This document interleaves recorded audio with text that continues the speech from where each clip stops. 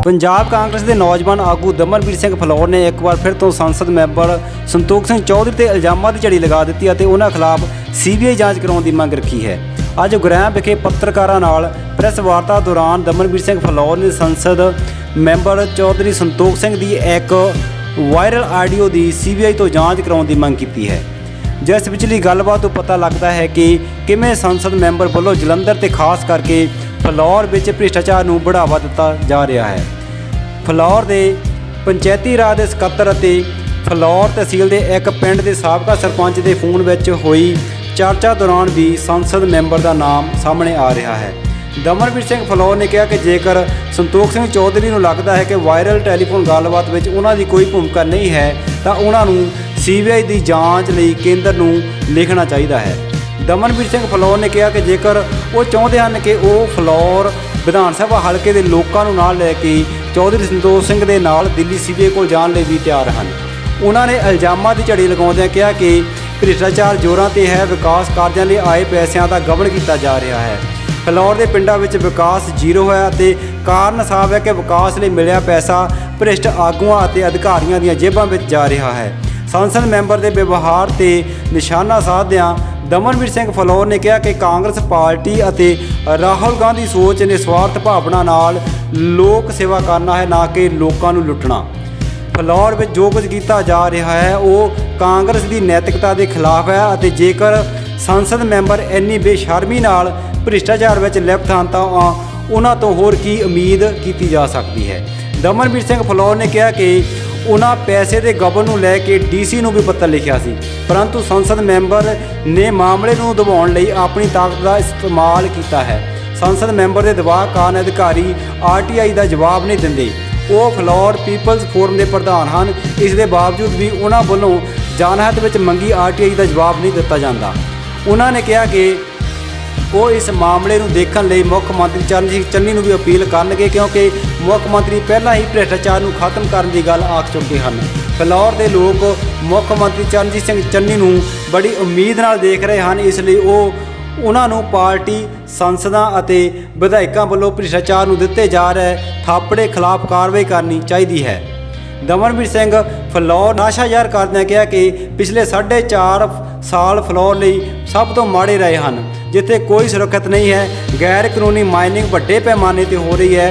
Drugs overdose नाल होने वाली मौतों की जानकारी दी जा रही है, परंतु पुलिस वालों ओवरडोज नाल हो रही मौतों को आत्महत्यावां दिखाया जा रहा है। औरतां सुरक्षित नहीं हैं क्योंकि पुलिस खुद औरतों पर जुल्म ढा रही है। हत्या ते चोरी की गुत्थी नहीं सुलझ रही। उन्होंने कहा कि लोगों दी उम्मीदों मुताबिक स्कूलों और पिंडों में कुछ भी नहीं किया जा रहा। उन्होंने इस दौरान पत्रकारों के सवालों के जवाब भी दिते। पार्टी का जिहड़ा विजन है ਜਾਂ ਉਹਦੀ सोच है वो एथिक्स है वो करप्शन के खिलाफ है तो लोक हितों के हित दे विच है। मैं इसे करके तुहानूं पहलां आख्या भी ये कांग्रेस की सोच नहीं जो इत्थे हो रहा। कांग्रेस की तो सोच जे उन्होंने भैणक लगी बई पंजाब के हितों की गल नहीं हो सकती तो बहुत वड्डा स्टैप सी जिन्हों कोई आपां सोच भी नहीं सी सकते। CM बदल दिता गया तो उहदे कारण मैं पुछना चाहुंदा भी तुसीं जद 2 साल तो वीडियो या आडियोज़ वायरल हो रही तुहाडीआं बहुत वधिया हो रही, तुसीं कांग्रेस हाईकमान नूं भी कोई चिट्ठी कड्ढी है जी? मैं बिल्कुल चिट्ठियां कढ़दा रहना। मेरी रेफरेंस वगैरह कोई मेरी जिन्नी भी मेरी ड्यूटी बनती है मैं पूरी कोशिश करता है कि मैं पूरी कर सकां।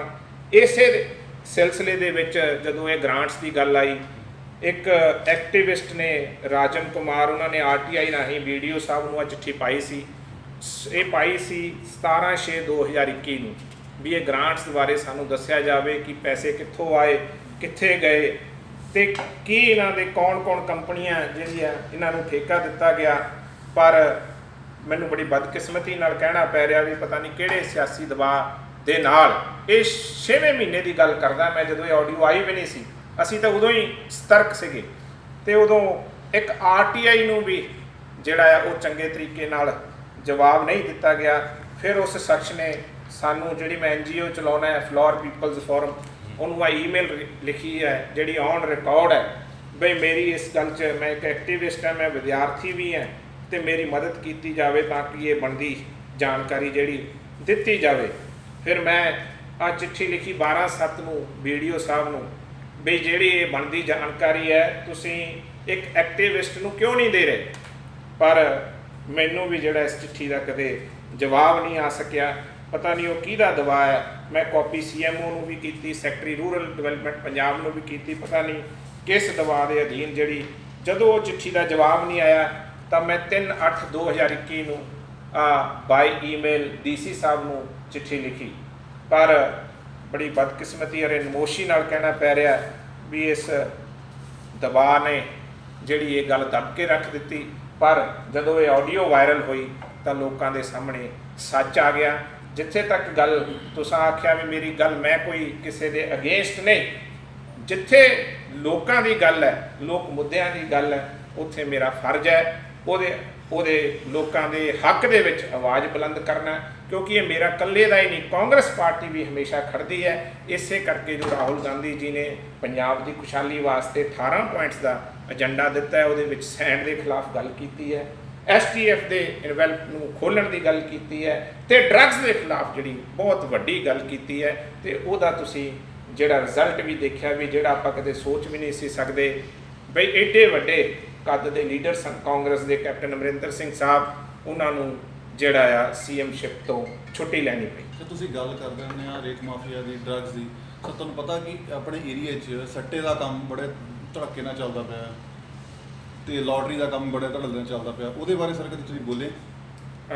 ਬਿਲਕੁਲ ਤੁਹਾਡੀ ਗੱਲ ਮੇਰੇ ਤੱਕ ਵੀ ਇਹ ਗੱਲ ਆਉਂਦੀ ਹੈ ਬਈ ਉੱਪਰ ਲੀਡਰਾਂ ਤੱਕ ਉਹਨਾਂ ਦੇ ਹੱਥ ਆ ਬਈ ਦੜੇ ਸੱਟੇ ਦਾ ਜਾਂ ਲੋਟਰੀਆਂ ਦਾ ਕੰਮ ਜੋ ਚੱਲ ਰਿਹਾ, ਪਰ ਹਜੇ ਤੱਕ ਮੇਰੇ ਕੋਲੇ ਕੋਈ ਐਸਾ ਤੁਹਾਨੂੰ ਮੈਂ ਸੱਚ ਆਖਾਂ ਵੀ ਸਬੂਤ ਨਹੀਂ, ਗੱਲਾਂ ਬਹੁਤ ਹੈ ਪਰ ਹਜੇ ਸਬੂਤ ਨਹੀਂ। ਜਦੋਂ ਕੋਈ ਸਬੂਤ ਆਏਗਾ, ਹਾਲਾਂਕਿ ਇਸ ਗੱਲ ਤੇ ਅਸੀਂ ਲੱਗੇ ਹੋਏ ਹਾਂ ਸਬੂਤ ਇਕੱਠੇ ਕਰਨ ਤੇ ਕੁਝ ਸਾਡੇ ਟਾਰਗੇਟ ਤੇ ਬੰਦੇ ਵੀ ਹੈ, ਕਿਉਂਕਿ ਇਸ ਹਰ ਚੀਜ਼ ਨੂੰ ਟਾਈਮ ਲੱਗਦਾ। ਸਾਡੀ ਨਿਗਾਹ 'ਚ ਵੀ ਬੰਦੇ ਨੇ ਜਿਹੜੇ ਕਰ ਰਹੇ ਨੇ ਤੇ ਉਹਨਾਂ ਦੇ ਉੱਤੇ ਨਿਗਾਹ ਵੀ ਟਿਕਾਈ ਬੈਠੇ ਆ, ਤੇ ਕਦੋਂ ਕੋਈ ਢੁਕਵਾਂ ਸਮਾਂ ਆਏਗਾ ਇਹ ਵੀ ਚੀਜ਼ ਜਿਹੜੀ ਇਹਦੇ ਖਿਲਾਫ ਆਵਾਜ਼ ਚੱਕਾਂਗੇ ਤੇ ਲੋਕਾਂ ਦੇ ਕਚਹਿਰੀ ਦੇ ਵਿੱਚ ਇਸ ਦੀ ਜਿਹੜੀ ਸੱਚਾਈ ਹੈ ਉਹ ਵੀ ਜ਼ਰੂਰ ਰੱਖਾਂਗੇ। ਅਖੌਤੀ ਲੀਡਰ ਫਿਰ ਕਿਹਨੂੰ ਸਮਝਦੇ ਤੁਸੀਂ ਗੱਲ ਕਰਦੇ ਨਾ ਅਖੌਤੀ ਲੀਡਰ ਕਿਹੜੇ ਹੁੰਦੇ ਸਰ? ਅਖੌਤੀ ਲੀਡਰ ਉਹ ਹੁੰਦੇ ਆ ਜਿਹੜੇ ਲੋਕ ਹਿੱਤਾਂ ਦੀ ਗੱਲ ਨਾ ਕਰਨ, ਲੋਕਾਂ ਦੇ ਮੁੱਦਿਆਂ ਦੀ ਗੱਲ ਨਾ ਕਰਨ, ਸਿਰਫ ਇੱਕੋ ਗੱਲ ਤੇ ਨਿਸ਼ਾਨਾ ਰੱਖਣ ਬਈ ਮੈਂ ਪੈਸੇ ਕਿਵੇਂ ਕਮਾਉਣੇ ਆ, ਹਰ ਚੀਜ਼ ਦਾ ਰੇਟ ਕਾਰਡ ਲਾ ਦੇਣ।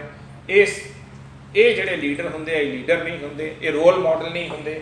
ਇਹ ਆਉਣ ਵਾਲੀਆਂ ਜਿਹੜੀਆਂ ਜਨਰੇਸ਼ਨਸ ਹੈ ਉਹਨਾਂ ਦੇ ਲਈ ਕੋਈ ਇੱਕ ਰੋਲ ਮਾਡਲ ਦਾ ਜਿਹੜਾ ਆ ਉਹ ਜਿਹੜਾ ਰੋਲ ਹੈ ਉਹ ਨਹੀਂ ਅਪਣਾਉਂਦੇ। ਤੇ ਬਹੁਤ ਹੀ ਜ਼ਿਆਦਾ ਫਿਰ ਮੈਨੂੰ ਆਪਣੇ ਸ਼ਬਦਾਂ ਦੇ ਵਿੱਚ ਉਹਨਾਂ ਨੂੰ ਅਖੌਤੀ ਲੀਡਰ ਹੀ ਆਖਣਾ ਪੈਂਦਾ। ਤੁਸੀਂ ਕਹਿ ਰਹੇ ਆ CM ਸਾਹਿਬ ਚੇਂਜ ਕਰ ਦਿੱਤੇ, ਚਿਹਰਾ ਬਦਲ ਦਿੱਤਾ, ਪਰ ਕੰਮ ਤਾਂ ਉਹੀ ਚੱਲ ਰਿਹਾ ਹਾਲੇ, ਲੋਕਾਂ ਨੂੰ ਉਹਦਾ ਕੀ ਫਾਇਦਾ ਹੋਇਆ ਚਿਹਰਾ ਬਦਲ? ਦੇਖੋ ਇਸ ਤਰ੍ਹਾਂ ਨਹੀਂ ਆਪਾਂ ਕਹਿ ਸਕਦੇ ਵੀ ਕੰਮ ਉਹੀ ਚੱਲ ਰਿਹਾ। ਜਿਸ ਦਿਨ ਦੇ ਮਾਨਯੋਗ ਚਰਨਜੀਤ ਸਿੰਘ ਚੰਨੀ ਆਏ ਹੈ, ਬਹੁਤ ਵੱਡੀ ਚੇਂਜ ਆਈ ਹੈ ਪੰਜਾਬ ਦੇ ਵਿੱਚ। ਪੰਜਾਬ ਦੇ ਹਰ ਗਰੀਬ ਨੂੰ ਇਹ ਲੱਗਣ ਲੱਗ ਗਿਆ ਕਿ ਮੇਰਾ ਭਰਾ, ਮੇਰਾ ਦੋਸਤ, ਮੇਰਾ ਚਾਚਾ, ਮੇਰਾ ਤਾਇਆ ਉਹ CM ਬਣ ਗਿਆ। ਉਹ ਆਪਣੇ ਆਪ ਨੂੰ ਗਰੀਬ ਆਦਮੀ ਇਸ ਵੇਲੇ CM ਦੀ ਫੀਲਿੰਗ ਲੈਂਦਾ ਔਰ ਉਹਦਾ ਹੱਕ ਵੀ ਬਣਦਾ।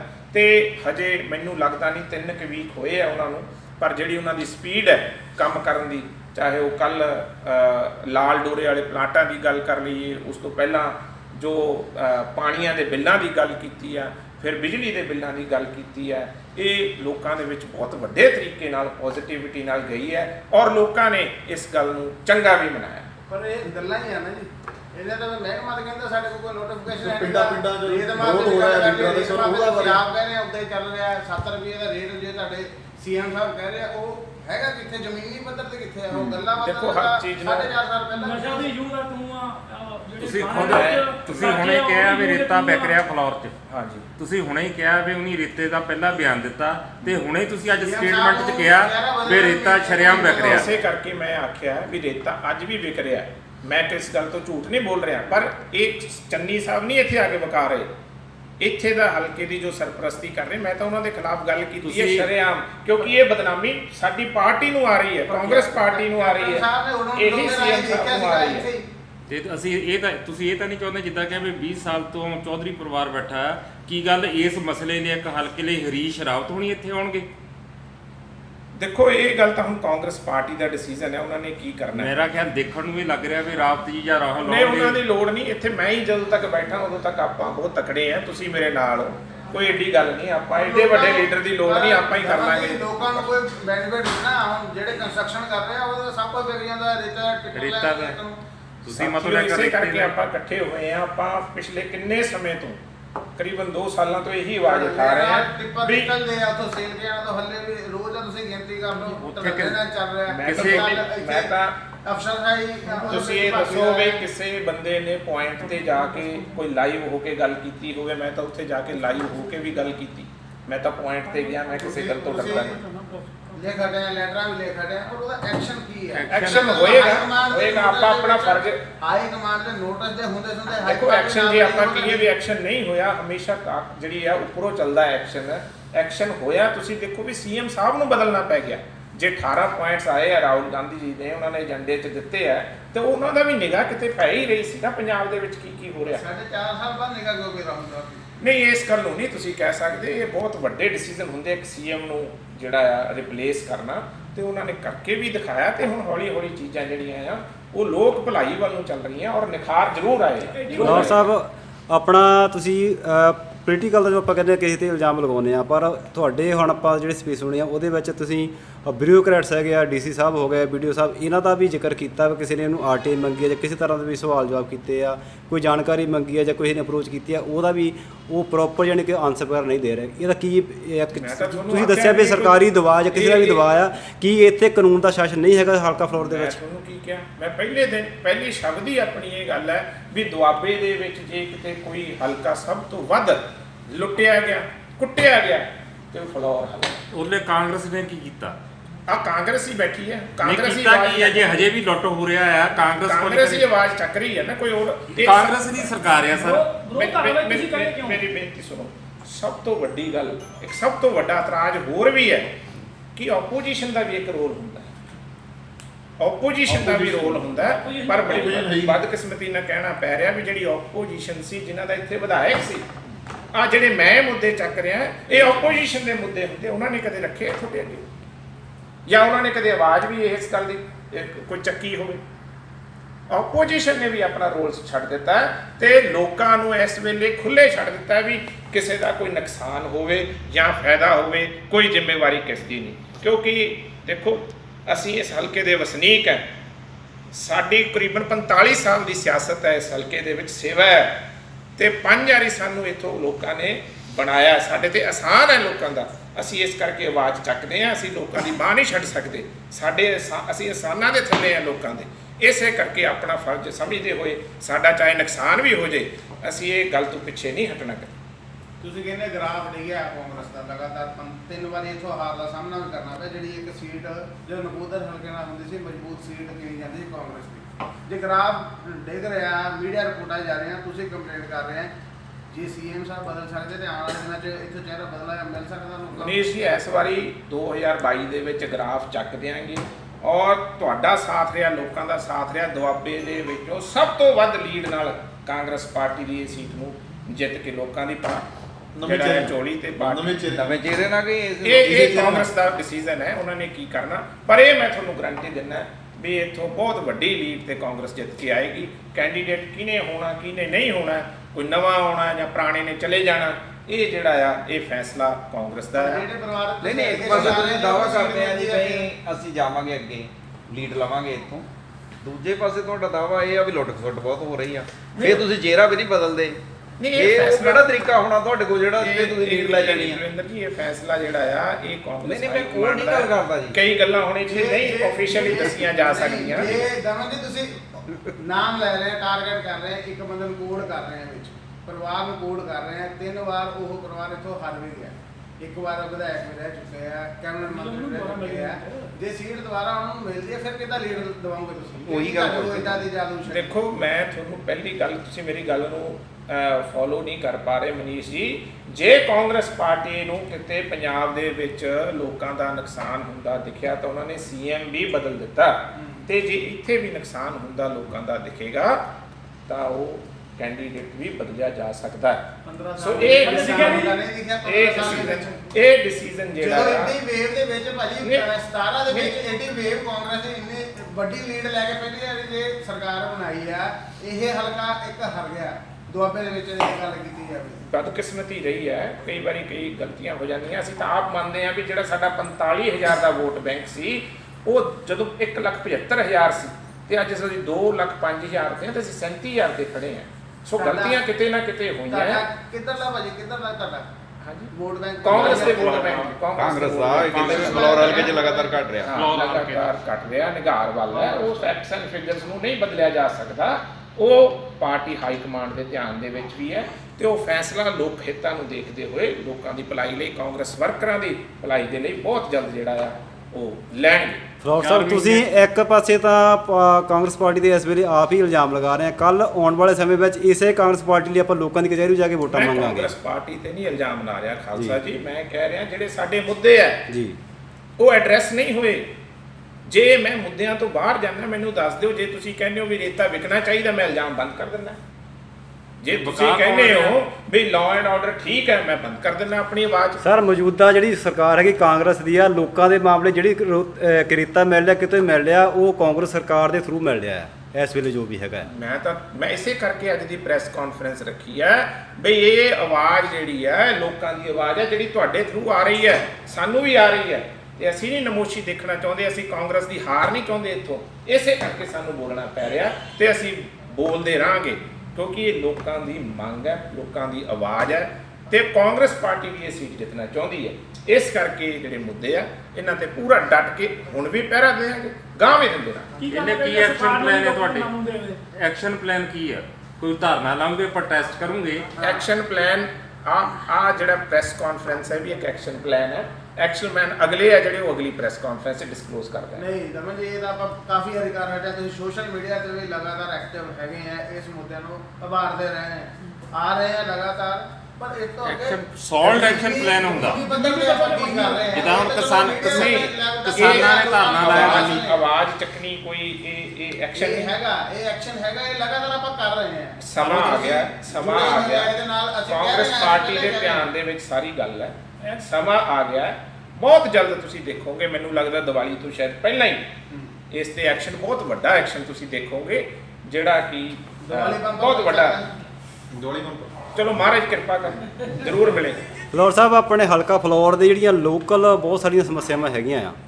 ਬੱਸ ਸਟੈਂਡ ਦੀ ਗੁਰਿਆਂ ਦੀ ਕਰ ਲਈ ਆ, ਹਸਪਤਾਲ ਦੀ ਗੁਰਿਆਂ ਦੀ ਆ, ਜਾਂ ਬੱਸ ਸਟੈਂਡ ਫਲੋਰ ਹੈਗਾ ਆ, ਇੱਦਾਂ ਦੇ ਬਹੁਤ ਸਾਰੇ ਆ। ਡਾਈਜੈਸਟਿਵ ਮੈਨੇਜਮੈਂਟ ਹੈਗਾ ਆ, ਬਹੁਤ ਸਾਰੀਆਂ ਘਾਟਾਂ ਹੈਗੀਆਂ। ਇਹਨਾਂ ਤੇ ਕਦੀ ਕਿਸੇ ਨੇ ਗੌਰ ਨਹੀਂ ਕੀਤਾ। ਆਹ 5 ਸਾਲ ਵੀ ਕਾਂਗਰਸ ਇਵੇਂ ਜਿਹੜੇ ਗੁਜ਼ਰ ਚੁੱਕੇ ਆ, ਇਹਨੂੰ ਕੀ ਦੇਖਦੇ ਤੇ ਆਉਣ ਵਾਲੇ ਫਿਊਚਰ ਕੀ ਖਾਲਸਾ ਜੀ, ਪਲਾਨ? ਤੁਸੀਂ ਅਰਦਾਸ ਕਰੋ ਵੀ ਇਹ ਛੇਤੀ ਆਪਾਂ ਆਈਏ ਤੇ ਇਹ ਕੰਮ ਕਰੀਏ। ਹੁਣ ਤੁਸੀਂ ਅਰਦਾਸ ਹੀ ਕਰ ਸਕਦੇ ਆ, ਬਸ ਹੁਣ ਅਰਦਾਸ ਕਰੋ।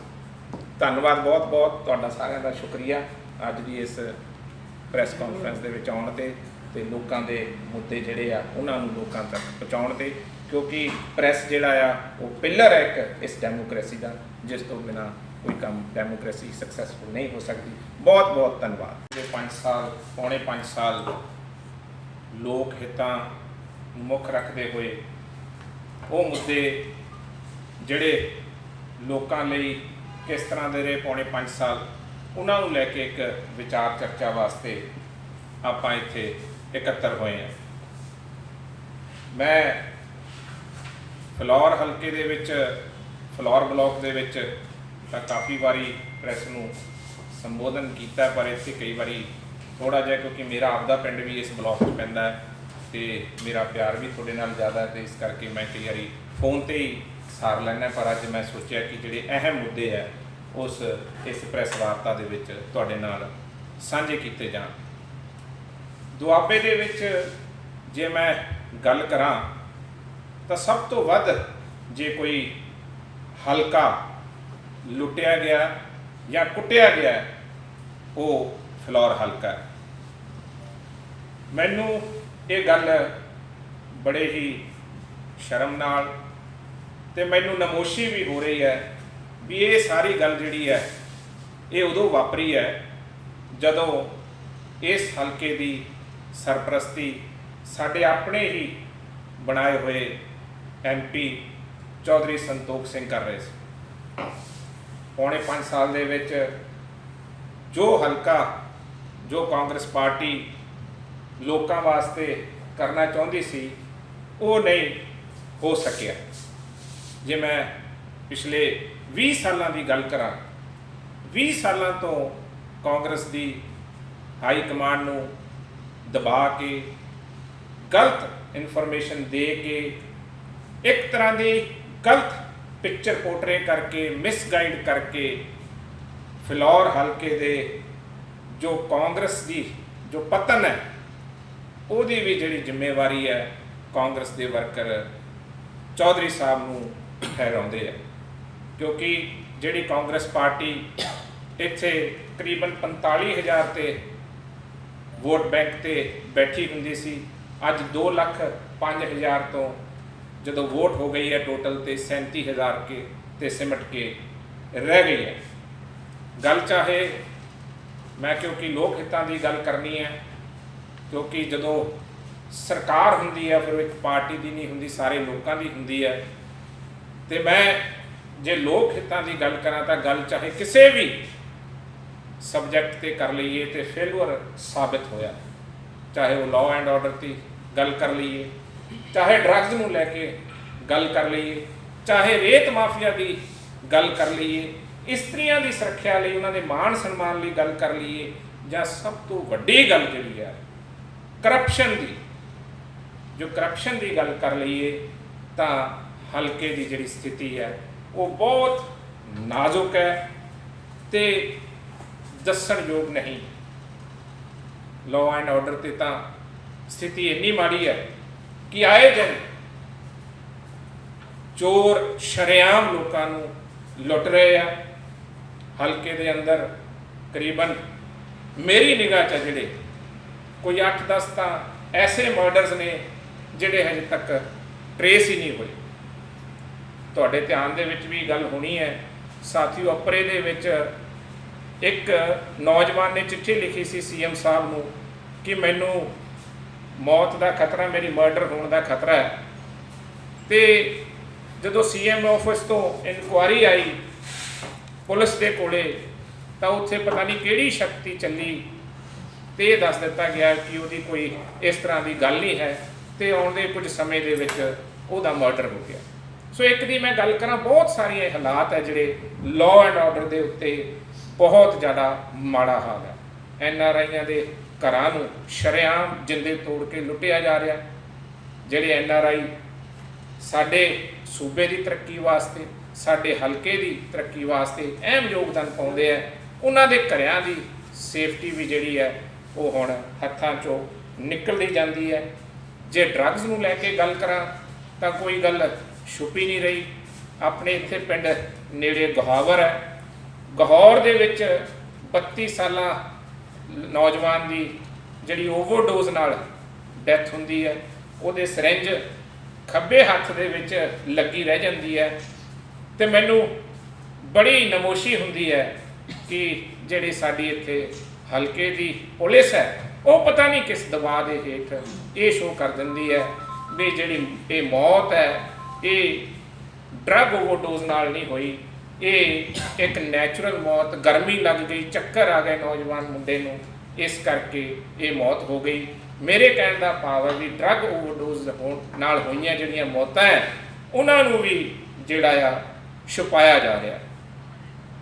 ਇੱਥੇ ਹੀ ਗੱਲ ਨਹੀਂ, ਜੇ ਰੇਤੇ ਦੀ ਗੱਲ ਕਰ ਲਈਏ, ਰੇਤ ਮਾਫੀਆ ਜੋ ਕਰ ਰਿਹਾ ਹੈ ਫਲੋਰ ਹਲਕੇ ਦੇ ਵਿੱਚ, ਮੈਨੂੰ ਨਹੀਂ ਲੱਗਦਾ ਪੱਤਰਕਾਰ ਸਾਥੀਆਂ ਦੇ ਵਿੱਚੋਂ ਕਿਸੇ ਨੂੰ ਵੀ ਕੋਈ ਇਸ ਗੱਲ ਦੀ ਕੋਈ ਲੁਕੀ ਛਿਪੀ ਹੋਵੇ ਜਾਂ ਇਸ ਗੱਲ ਦੀ ਇਨਫੋਰਮੇਸ਼ਨ ਨਾ ਹੋਵੇ ਵੀ ਜਿਹੜਾ ਬਿੱਲ ਸਰਕਾਰ ਦੇ ਖਾਤੇ ਦੇ ਵਿੱਚ 2100 ਰੁਪਏ ਦਾ ਕੱਟਿਆ ਜਾ ਰਿਹਾ ਹੈ, ਉਸ ਟਰੱਕ ਦੀ ਜਿਹੜੀ ਵਸੂਲੀ ਹੈ ਉਹ 21,000 ਰੁਪਈਆ ਲੋਕਾਂ ਤੋਂ ਕੀਤੀ ਜਾ ਰਹੀ ਹੈ ਤੇ 2100 ਰੁਪਈਆ ਪੰਜਾਬ ਦੇ ਖਾਤੇ ਦੇ ਵਿੱਚ ਜਾ ਰਿਹਾ ਤੇ 21,000 ਰੁਪਈਆ ਜਿਹੜਾ ਉਹ ਫੰਡਸ ਦੀ ਇੰਬੈਜ਼ਲਮੈਂਟ ਹੋ ਕੇ, ਮਨੀ ਲਾਂਡਰਿੰਗ ਹੋ ਕੇ ਰੇਤ ਮਾਫੀਆ ਦੀਆਂ ਜਿਹੜੀਆਂ ਜੇਬਾਂ ਦੇ ਵਿੱਚ ਜਾ ਰਿਹਾ। ਹਾਲਾਂਕਿ ਸੀਐਮ ਸਾਹਿਬ ਸਰਦਾਰ ਚਰਨਜੀਤ ਸਿੰਘ ਚੰਨੀ ਜਦੋਂ ਉਹਨਾਂ ਨੇ ਕਾਰਜਭਾਰ ਸੰਭਾਲਿਆ ਤੇ ਪਹਿਲੀ ਪ੍ਰੈਸ ਕਾਨਫਰੰਸ ਕੀਤੀ ਸੀ ਤੇ ਉਹਨਾਂ ਆਖਿਆ ਸੀ ਬਈ ਕੋਈ ਵੀ ਰੇਤਾ ਵੇਚਣ ਵਾਲਾ ਮੇਰੇ ਕੋਲੇ ਨਾ ਆਇਓ। ਮੈਂ ਰੇਤੇ ਵਾਲਿਆਂ ਦੇ ਬਹੁਤ ਖਿਲਾਫ ਹੈ, ਪਰ ਮੈਨੂੰ ਅੱਜ ਗੱਲ ਦੀ ਬੜੀ ਸ਼ਰਮ ਆ ਰਹੀ ਹੈ ਵੀ ਉਸੇ ਰੇਤ ਮਾਫੀਆ ਦੀ ਅੱਜ ਵੀ ਜਿਹੜੀ ਹੈ ਉਹ ਇੱਥੇ ਪੂਰੀ ਸਪੀਡ ਨਾਲ ਜਿਹੜੀ ਹੈ ਉਹਨਾਂ ਦੀ ਐਕਟੀਵਿਟੀ ਚੱਲ ਰਹੀ ਹੈ, ਤੇ ਜਿਹੜੀ ਸਰਪ੍ਰਸਤੀ ਹੈ ਉਹ ਫਿਰ ਇੱਕ ਵਾਰ ਸਾਡੇ ਆਪਣੇ ਜਿਤਾਏ ਹੋਏ MP ਚੌਧਰੀ ਸੰਤੋਖ ਸਿੰਘ, ਜਿਨ੍ਹਾਂ ਨੇ ਪਤਾ ਨਹੀਂ ਕਿਸ ਦਬਾਅ ਨਾਲ ਇਸ ਹਲਕੇ ਤੇ ਕਬਜ਼ਾ ਕੀਤਾ ਹੋਇਆ, ਉਹ ਕਰ ਰਹੇ ਆ। ਇਸਤਰੀਆਂ ਦੀ ਸੁਰੱਖਿਆ ਦੀ ਗੱਲ ਕਰ ਲਈਏ ਤਾਂ ਆਪਣੇ ਪਿੰਡ ਨੇੜੇ ਅੱਟਾ ਹੈ, ਉੱਥੇ ਇੱਕ ਰਿਜ਼ਰਵ ਕੈਟੇਗਰੀ ਦੀ ਲੇਡੀ ਜੋਤੀ ਹੈ, ਉਹਦੇ ਨਾਲ ਕੀ ਹੋਇਆ ਇਹ ਕੋਈ ਗੱਲ ਦੱਸਣਯੋਗ ਨਹੀਂ। ਉਹਨੂੰ ਇਨਸਾਫ ਲੈਣ ਵਾਸਤੇ ਦਰ ਦਰ ਭਟਕਣਾ ਪਿਆ। ਅਸੀਂ ਆਵਾਜ਼ ਵੀ ਉਠਾਈ, ਉਸ ਵੇਲੇ ਵੀ ਆਵਾਜ਼ ਉਠਾਈ, ਪਤਾ ਨਹੀਂ ਜਿਹੜੀ ਫੋਰਸ ਸੀ ਉਹ ਕਿਹਦਾ ਦਬਾਅ ਸੀ ਜਾਂ ਕਿਉਂ ਨਹੀਂ ਉਹ ਲੀਡਰਾਂ ਦੇ ਅੱਗੇ, ਜਿਹੜੇ ਅਖੌਤੀ ਲੀਡਰ ਬਣੇ ਹੋਏ ਆ, ਉਹਨਾਂ ਦੇ ਅੱਗੇ ਲੋਕਾਂ ਨੂੰ ਆਪਣੀ ਗੱਲ ਰੱਖਣ ਦਾ ਜਿਹੜਾ ਆ ਉਹ ਸਮਾਂ ਨਹੀਂ ਲੈਣ ਦਿੰਦੀ, ਉਹਨਾਂ ਨੂੰ ਗਰਜਦੀ ਹੈ।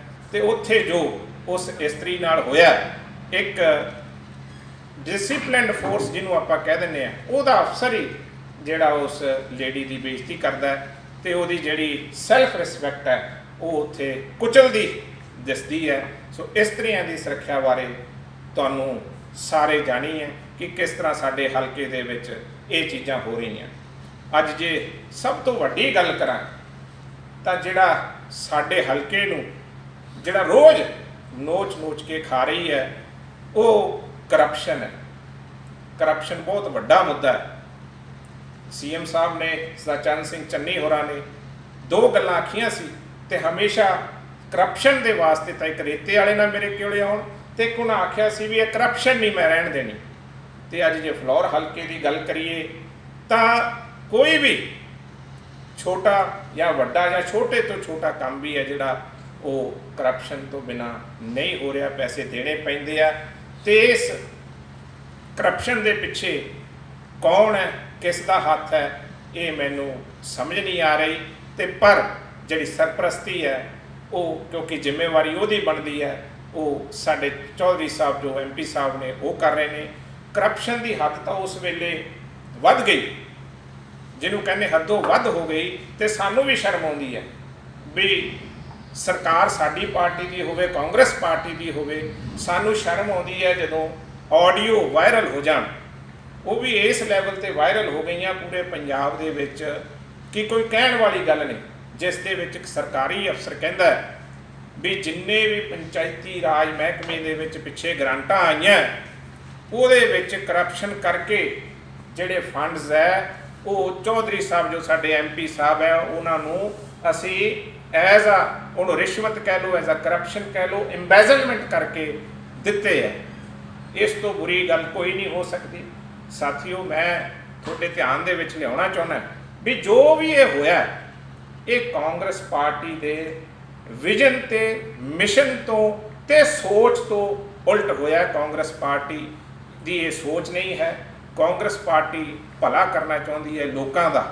ਉਹ ਇਸ ਐਥਿਕਸ ਤੇ ਜੋ ਇਹ ਪੌਣੇ 5 ਸਾਲ ਦੇ ਵਿੱਚ ਹੋਇਆ, ਕਾਂਗਰਸ ਪਾਰਟੀ ਬਿਲਕੁਲ ਨਹੀਂ ਚੱਲਦੀ। ਤੇ ਇਸੇ ਦੇ ਨਤੀਜੇ ਵਜੋਂ ਹਾਈ ਕਮਾਂਡ ਨੇ, ਜੋ ਕਾਂਗਰਸ ਦੀ ਹਾਈ ਕਮਾਂਡ ਹੈ, ਉਹਨਾਂ ਨੇ, ਰਾਹੁਲ ਜੀ ਨੇ ਜਿਹੜੀ ਪੰਜਾਬ ਦੀ ਨਬਜ਼ ਨੂੰ ਪਛਾਣਿਆ, ਪੰਜਾਬ ਦੇ ਲੋਕਾਂ ਦੇ ਮੁੱਦਿਆਂ ਨੂੰ ਜਾਣਦੇ ਹੋਏ ਜਿਹੜਾ ਕਿ ਇੱਕ ਬਹੁਤ ਵੱਡਾ ਫੈਸਲਾ ਸੀ CM ਨੂੰ ਬਦਲਣ ਦਾ, ਉਹ ਬਦਲ ਕੇ ਦਿਖਾਇਆ। ਪਰ ਇੰਨਾ ਕੁਝ ਹੋਣ ਦੇ ਬਾਵਜੂਦ ਵੀ ਕਾਂਗਰਸ ਦੇ ਵਿਜ਼ਨ ਦੇ, ਮਿਸ਼ਨ ਦੇ, ਐਥਿਕਸ ਦੇ ਉਲਟ ਫਲੋਰ ਹਲਕੇ ਦੇ ਵਿੱਚ ਪਤਾ ਨਹੀਂ ਇੱਕੋ ਹੀ ਲਾਲਚ ਕੀ ਹੋਇਆ, ਉਹ ਵੀ 20 ਸਾਲ ਤੋਂ ਚੱਲ ਰਿਹਾ। ਮੈਨੂੰ ਤਾਂ ਕਿਸੇ ਟਾਈਮ ਐਂ ਲੱਗਦਾ ਵੀ ਇਹ ਕੋਈ ਰੂਹ ਜਿਹੜੀ ਅਹਿਮਦ ਸ਼ਾਹ ਅਬਦਾਲੀ ਦੀ ਆ ਗਈ ਹੈ, ਜਿਹਦਾ ਮਕਸਦ ਇੱਕੋ ਹੀ ਹੈ ਵੀ ਲੁੱਟਣਾ ਹੈ ਲੋਕਾਂ ਨੂੰ। ਮੈਂ ਰਾਹੁਲ ਜੀ ਦੇ ਉਹ 18 ਪੁਆਇੰਟਸ ਦੇ ਏਜੰਡੇ ਬਾਰੇ ਵੀ ਤੁਹਾਨੂੰ ਦੱਸਣਾ ਚਾਹੂੰਗਾ ਕਿ ਉਹਨਾਂ ਨੇ ਬਹੁਤ ਜ਼ੋਰ ਦੇ ਕੇ ਡਰੱਗਸ ਦੇ ਵਾਸਤੇ ਤੇ ਸੈਂਡ ਮਾਈਨਿੰਗ ਦੇ ਖਿਲਾਫ 18 ਪੁਆਇੰਟਸ ਜਿਹੜਾ ਏਜੰਡਾ ਰਾਹੁਲ ਜੀ ਨੇ ਦਿੱਤਾ, ਉਹਦੇ ਬਾਰੇ ਗੱਲ ਕੀਤੀ ਹੈ। ਤੇ ਦੋਨੇ ਚੀਜ਼ਾਂ ਮੇਰੇ ਹਲਕੇ ਨੂੰ ਅੱਜ ਪਰੇਸ਼ਾਨ ਕਰ ਰਹੀਆਂ। ਮੈਂ ਜ਼ਿਆਦਾ ਸਮਾਂ ਨਹੀਂ ਲੈਣਾ ਕਿਉਂਕਿ ਤੁਸੀਂ ਆਪਣੇ ਸਵਾਲ ਵੀ ਕਰ ਸਕਦੇ ਹੋ, ਪਰ ਮੈਂ ਅੰਤ ਵਿੱਚ ਇਹੀ ਕਹਿਣਾ ਚਾਹੁੰਦਾ, ਜੋ ਇੱਥੇ ਹਲਕਾ ਪਤਾ ਨਹੀਂ ਉਹ ਕਿਵੇਂ ਕਬਜ਼ਾ ਕਰੀ ਬੈਠੇ ਆ ਫਲੋਰ ਹਲਕੇ ਦੇ ਉੱਤੇ, ਕਿਉਂਕਿ 20 ਸਾਲ ਪਾਰਟੀ ਨੂੰ ਹਾਰ ਦੇ ਕੇ ਜੇ ਕੋਈ ਬੰਦਾ ਆਪਣਾ ਕਬਜ਼ਾ ਕਰਕੇ ਕਾਂਗਰਸ ਦੀ ਜਿਹੜੀ ਹੈ ਉਹਨੂੰ ਡੈਂਟ ਮਾਰੇ ਇਮੇਜ ਨੂੰ, ਤਾਂ ਬੜੀ ਮਾੜੀ ਗੱਲ ਹੈ। ਮੈਂ ਉਹਨਾਂ ਨੂੰ ਆਖਣਾ ਚਾਹਾਂਗਾ, ਬੇਨਤੀ ਵੀ ਕਰਦਾ ਵੀ MP ਸਾਹਿਬ, ਇਹ ਜਿਹੜੇ ਫੰਡਸ ਹੈ ਇਹ ਗਵਰਨਮੈਂਟ ਆਫ ਪੰਜਾਬ ਨੇ ਸਾਰੇ ਪਿੰਡਾਂ ਦੀ ਡਿਵੈਲਪਮੈਂਟ ਵਾਸਤੇ ਦਿੱਤੇ ਸੀ। ਹੁਣ ਆਡੀਓ ਵਾਇਰਲ ਹੋ ਚੁੱਕੀ ਹੈ। ਮੈਂ ਸਮਝਦਾ ਵੀ ਇਹ ਆਡੀਓ ਫੈਬਰੀਕੇਟਡ ਵੀ ਹੋ ਸਕਦੀ ਹੈ ਜਾਂ ਕੋਈ ਗਲਤ ਜਿਹੜਾ ਹੈ ਆਨਸਰ ਵੀ ਫੈਲਾ ਸਕਦਾ ਹੈ, ਪਰ ਜੇ ਤੁਸੀਂ ਮੰਨਦੇ ਹੋ ਵੀ ਤੁਸੀਂ ਇਸ ਗੱਲ ਦੇ ਵਿੱਚ ਇਨਵੋਲਵਡ ਨਹੀਂ ਹੋ ਤੇ ਤੁਸੀਂ MP ਹੋ, ਤੁਸੀਂ ਇੱਕ ਚਿੱਠੀ CBI ਨੂੰ ਇਸ ਕਰਪਸ਼ਨ ਦੇ, ਇਸ ਸਕੈਮ ਦੇ ਅਧੀਨ ਇੱਕ ਇਨਵੈਸਟੀਗੇਸ਼ਨ ਵਾਸਤੇ, CBI ਦੀ ਇਨਵੈਸਟੀਗੇਸ਼ਨ ਵਾਸਤੇ ਚਿੱਠੀ ਲਿਖੋ, ਤਾਂ ਅਸੀਂ ਸਮਝਾਂਗੇ ਵੀ ਤੁਹਾਡੀ ਕੋਈ ਇਨਵੋਲਵਮੈਂਟ ਨਹੀਂ ਹੈਗੀ। ਜਿੱਥੇ ਕੋਈ ਸਾਡੀ ਜ਼ਰੂਰਤ ਹੈ ਇਸ ਕੰਮ ਪਿੱਛੇ, ਕਰਪਸ਼ਨ ਨੂੰ ਰੋਕਣ ਵਾਸਤੇ, ਅਸੀਂ ਤੁਹਾਡੇ ਨਾਲ ਮੋਢਾ ਲਾ ਕੇ ਸਾਥ ਦੇਵਾਂਗੇ। ਪਰ ਇਹ ਗੱਲ ਜਿਹੜੀ ਹੈ ਉਹ ਹਰਗਿਜ਼ ਜਿਹੜੀ ਮਨਜ਼ੂਰ ਨਹੀਂ ਹੈ, ਨਾ ਹੋਣ ਦੇਵਾਂਗੇ ਕਿ ਕਾਂਗਰਸ ਪਾਰਟੀ ਦਾ ਤੇ ਫਲੋਰ ਦੇ ਲੋਕਾਂ ਦਾ ਨੁਕਸਾਨ ਹੋਵੇ, ਉਹਨਾਂ ਦਾ ਲਹੂ ਜਿਹੜਾ ਆ ਉਹ ਜੋਕ ਬਣ ਕੇ ਚੂਸਿਆ ਜਾਵੇ। ਇਹਦੇ ਬਾਰੇ ਇਹ ਬਿਲਕੁਲ ਹਰਗਿਜ਼ ਮਨਜ਼ੂਰ ਨਹੀਂ ਹੋਏਗਾ ਤੇ ਨਾ ਹੀ ਅਸੀਂ ਕਰਨ ਦੇਵਾਂਗੇ। ਜੇ ਤੁਸੀਂ ਆਪਣੇ ਆਪ ਨੂੰ ਸੱਚਾ ਕਹਿੰਦੇ ਹੋ ਤੇ ਤੁਸੀਂ ਆਖਦੇ ਹੋ ਵੀ ਮੇਰਾ ਇਹਦੇ ਵਿੱਚ ਕੋਈ ਹੱਥ ਨਹੀਂ, ਤਾਂ ਤੁਸੀਂ ਸਪਸ਼ਟ ਤੌਰ ਤੇ CBI ਦੀ ਇਨਵੈਸਟੀਗੇਸ਼ਨ ਵਾਸਤੇ ਇਹ ਚਿੱਠੀ ਲਿਖੋ, ਤਾਂ ਕਿ ਦੁੱਧ ਦਾ ਦੁੱਧ ਜਿਹੜਾ ਆ, ਪਾਣੀ ਦਾ ਪਾਣੀ ਉਹ ਹੋ ਸਕੇ। ਧੰਨਵਾਦ।